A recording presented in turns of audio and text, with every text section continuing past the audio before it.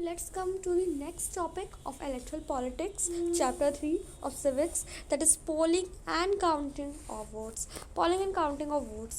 Polling की meaning सबसे पहले मैंने आपको पहले ही बताई है कि polling की मीनिंग होती है वोटिंग, और काउंटिंग ऑफ वोट्स मतलब कि वोट्स को कैसे गिना जाता है, ये चीज़ है। ठीक है, तो चलिए जल्दी से स्टार्ट करते हैं कि वोटिंग कब होती है और वोटिंग कैसे होती है, और जो वोट्स की काउंटिंग होती है वो कैसे होती है। ठीक है, तो the final stage of an election is a day when the voters cast और पोल दियर वोट। देखो फाइनल स्टेज क्या होता है इलेक्शन का, फाइनल स्टेज यही होता है ना कि फाइनल उसका डे क्या होता है जब वोटर्स जो होते हैं वो कास्ट करते हैं, मतलब कि वोट देते हैं या फिर पोल करते हैं अपने टू दियर वोट, अपने वोट को। That day is usually called the election day. उसी डे को हम यूजुअली हम लोग उसको इलेक्शन डे भी कहते हैं। तो every person whose name is on the voters list can go to a nearby polling booth situated usually in a local school or a government office। देखो हर कॉन्स्टिट्यूंसी के जितने भी मेंबर्स होते हैं, मतलब कि एक कॉन्स्टिट्यूंसी में, जैसे कि ये इंडिया है तो सब अलग अलग कॉन्स्टिट्यूंसीज़ हैं, इसकी सब अलग अलग कॉन्स्टिट्यूंसीज़ हैं। तो अगर आप इस कॉन्स्टिट्यूंसी के रहने वाले हो तो आप इसी कॉन्स्टिट्यूंसी के किसी पार्टी के एक कैंडिडेट को वोट देते हो, है ना। तो एक एक ये जो आपको दिया गया है कि ये कॉन्स्टिट्यूंसी में आपको देना है, तो इस कॉन्स्टिट्यूंसी में ऐसा नहीं होगा ना कि एक ही पोलिंग बूथ है, ऐसा तो होगा नहीं कि एक ही पोलिंग बूथ है, ढेर सारे पोलिंग बूथ होते हैं। तो ये नहीं कि आप किसी भी पोलिंग बूथ में या फिर दूसरे कॉन्स्टिट्यूंसी की पोलिंग बूथ में आप वोट देने जाओगे, नहीं ऐसा नहीं है, क्योंकि आपका वोटर्स लिस्ट में जो आपका नाम होता है ना वो कौन सी कॉन्स्टिट्यूंसीज में होता है जहाँ आप रहते हो। तो इसीलिए आप उसी पोलिंग बूथ पे जाओगे जो आपके नियर बाय हो, मतलब कि आपके एरिया के आसपास हो, तो आप वहाँ जाते हो। और पोलिंग बूथ हमेशा कहाँ होते हैं, लोकल स्कूल्स में होते हैं, जो स्कूल्स होते हैं उसमें होते हैं, और गवर्नमेंट ऑफिस में होते हैं, गवर्नमेंट ऑफिस में होते हैं। Once the voter goes inside the booth the election officially identify her, put a mark on her finger and allow her to cast her vote. देखो पहले जब आप सबसे पहले जब आप जाते हो जब आप वोटर हो तो आप जब जाते हो बूथ के अंदर, पोलिंग बूथ के अंदर जाते हो, वोटिंग बूथ के अंदर आप जाते हो, तो जो इलेक्शन ऑफिशियल्स होते हैं, जो इस इलेक्शन ऑफिसर्स होते हैं फिर इलेक्शन ऑफिशियल्स होते हैं, वो क्या करते हैं आपको आइडेंटिफाई करते हैं। कैसे आपको आइडेंटिफाई करते हैं, फिर वोटर्स लिस्ट में आपका चेक भी करते हैं। जैसे कि जो वोटर्स लिस्ट है उसे वो दोबारा पढ़ते हैं और उसमें देखते हैं कि आपका नाम उसमें है कि नहीं, और आपका नाम जो होता है तो उसके बाद वो क्या करते हैं, पुट अ मार्क ऑन और फिंगर, और आपके फिंगर पे वो मार्क लगाते हैं। आपने देखा होगा ब्लू कलर का मार्क होता है, आपने सुना भी होगा, ये देखा भी होगा। And allow her to cast her vote, और मार्क लगाने के बाद उन्हें आपको वोट डालने के लिए अलाउ करते हैं। In an agent of each candidate is allowed to sit inside the polling booth and ensure that the voting takes place in a fair way। देखो फेयर वे में मतलब कि सही ढंग से, मतलब कि देखो करप्शन भी होता है ना, करप्शन होता है और पता नहीं क्या क्या हो जाए, क्योंकि क्रिमिनल्स कम तो है नहीं। तो इसीलिए क्या होता है हर एक पोलिंग बूथ में क्या करा जाता है, कैंडिडेट्स के उस कॉन्स्टिट्यूंसी के, जैसे कि आप इस कॉन्स्टिट्यूंसी के हो, इस कॉन्स्टिट्यूंसी के कैंडिडेट के एजेंट्स को पोलिंग बूथ में बैठने का मौका दिया जाता है, ताकि वो चेक कर सके हर एक पार्टी के हर एक पार्टी के एजेंट को, हर एक पार्टी के कैंडिडेट को का भेजा जाता है, ताकि वो चेक कर सके कि हर काम फेयर वर्क में हो रहा है, फेयर वे में हो रहा है कि नहीं। तो ये भी होता है। Are the elections too expensive for our country. वैसे ये पढ़ने लायक वो वाला तो नहीं है, पूछा जा रहा है कि हमारा जो, लेकिन ये जो है ना, ये जो पूरा है ना, ये आपका एग्जाम में तो आने नहीं वाला, लेकिन बस ऊपर की हेडिंग हम पढ़ लेते कि are the elections too expensive for our country. हमारी कंट्री में जो इलेक्शंस होते हैं वो काफ़ी एक्सपेंसिव होते हैं, मतलब कि उनमें पैसा ज़्यादा लगता है। तो बात तो सही है, इलेक्शंस कराने में पैसा तो लगता ही है, तो ऐसा नहीं है। अब देखो जैसे ये है, ये तो आपके लिए समझ में आने वाला है कि इलेक्शन रिजल्ट इन गुलबर्गा। तो ये गुलबर्गा का देखो, गुलबर्गा का इलेक्शन रिजल्ट है, ये लोकसभा, ये देखो जनरल इलेक्शन टू लोकसभा, 2014 में लोकसभा के लिए, मतलब कि पीएम के लिए इलेक्शन हुआ था, एमपी चूज़ किया गया था हर एक कॉन्स्टिट्यूंसी में से। तो ये देखो यहाँ पे क्या दिया गया है, कैंडिडेट, तो कुछ इस तरह का इलेक्शन रिजल्ट आता है।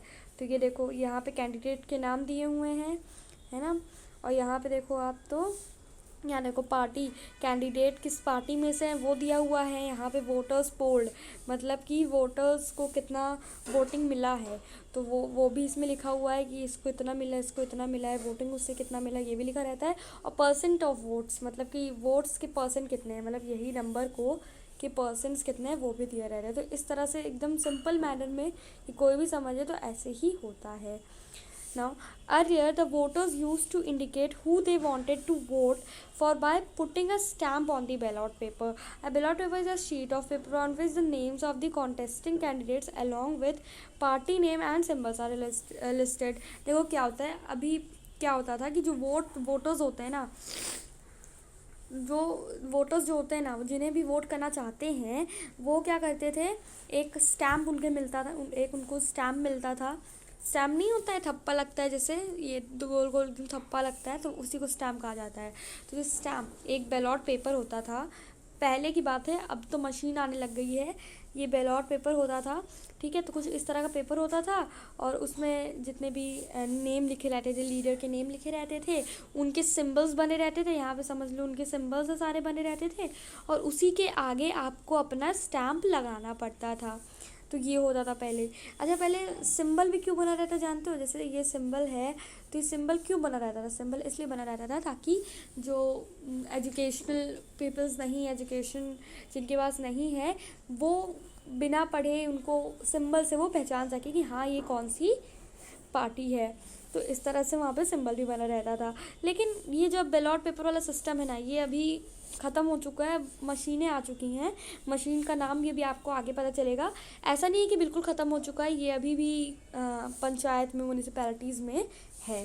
तो बैलॉट पेपर इस शीट ऑफ, तो बैलॉट पेपर क्या है, शीट ऑफ पेपर है, उसमें जो भी कैंडिडेट है उसका नाम लिखा रहता है, लीडर का नहीं, कैंडिडेट का, मतलब कि उस कॉन्स्टिट्यूएंसी का जो भी कैंडिडेट होता है, उस कॉन्स्टिट्यूएंसी का जो भी कैंडिडेट होता है उसका यहाँ पे नाम लिखा रहता है। तो इस तरह से होता है। नाउ डेज कहा है ना, अब नाउ डेज क्या होता है, इलेक्ट्रॉनिक वोटिंग मशीन ईवीएम आ गया है, are used to record votes को रिकॉर्ड करने के लिए ईवीएम मशीन आ गई है।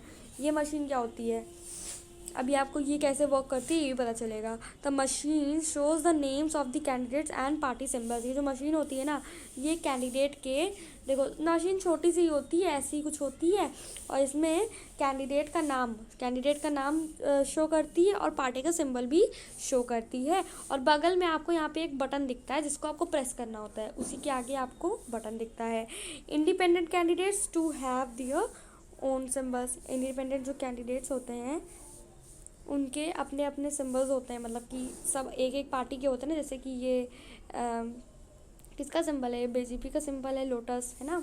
तो इस तरह से अपने अपने सिंबल्स होते हैं। Allotted by election commission, election commission ने ही ये लाया है, क्या ईवीएम मशीन लाया। All that the voter has to do is to press the button against the name of the candidate she wants to give her vote. जिससे वो vote देना चाहते हैं, जो भी कैंडिडेट को वोट देना चाहते हैं, उसके सामने उन्हें एक बटन मिलता है जिसे उन्हें प्रेस करना रहता है। ईवीएम मशीन में ये होता है।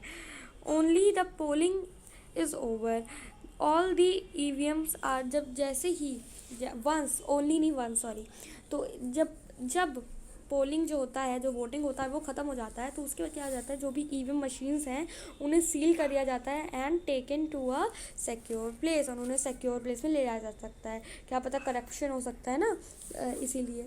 अ few days later on a fix date all the EVMs from a constituency are open and the vote secured by each candidate are counted.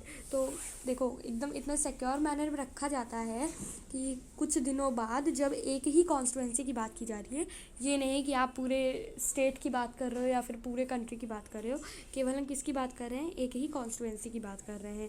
तो एक ही कॉन्स्टिट्यूएंसी में क्या होता है, जितने भी ईवीएम मशीन्स होते हैं, क्योंकि अलग अलग पोलिंग बूथ होता है ना एक कॉन्स्टिट्यूएंसी में, तो जितने भी ईवीएम मशीन्स होते हैं उन्हें सिक्योर तो कर ही दिया जाता है। उसके बाद जब एक फिक्स डेट होती है एक कॉन्स्टिट्यूएंसी के लिए कि इस तारीख को ईवीएम जो है वो खुलेंगे, तो उस दिन ओपन होता है ईवीएम, और क्या होता है, वोट्स जो होते हैं वो सिक्योर होते ही हैं हर एक कैंडिडेट के, हर एक कैंडिडेट को जितना वोट मिला है लोगों के द्वारा वो सब सिक्योर तो होता ही है.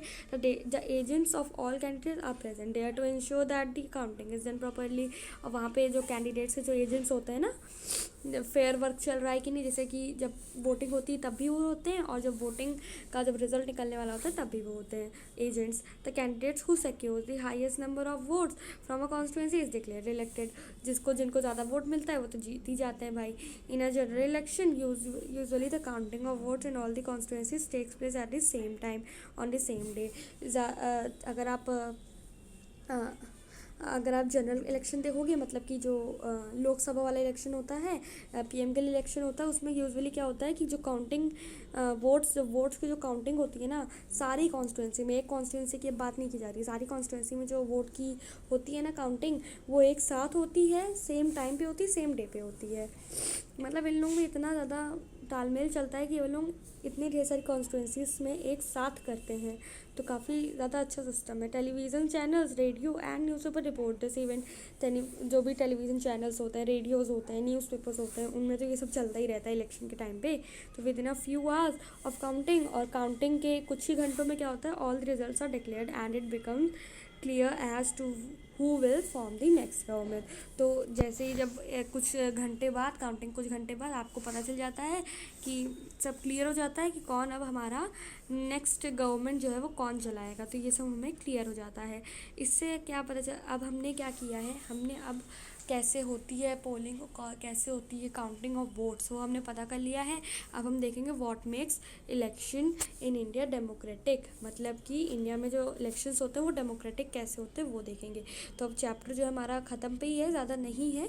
तो अब नेक्स्ट वीडियो में देखेंगे. कैसा लगा वीडियो प्लीज़ बताइएगा, और please like my video. Thank you.